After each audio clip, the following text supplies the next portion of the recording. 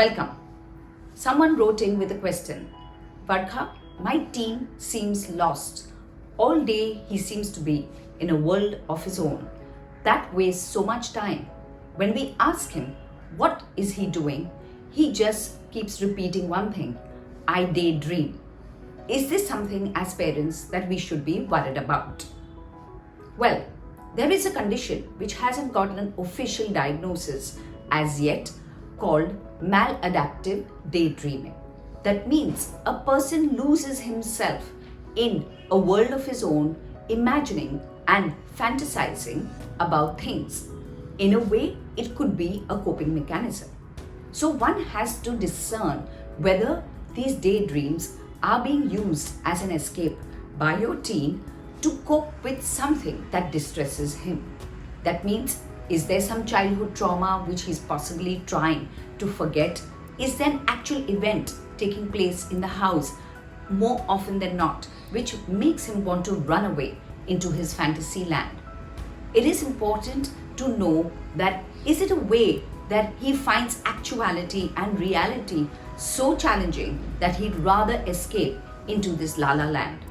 Many a time, the stressors of day-to-day living, coping with peers, being able to perform in academics, having the materialistic possessions that maybe other people have, is something that many people, especially the teens of today, find it hard to manage. Now, as a way of managing their anxiety around these things which I just mentioned, they run into a fantasy. This fantasy makes them believe that they are very well accomplished, when in actuality they may not be so. That they have lots of friends, when in actuality they may be pretty much isolated. That they are extremely wealthy, their parents own fancy houses, drive fancy cars, but in actuality there is nothing of that kind. So I would suggest sit with your teen, ask him what it is that he daydreams about. The content of the daydream will reveal to you whether it's just simply fantasy or is it a coping mechanism to escape what he believes is an unmanageable reality.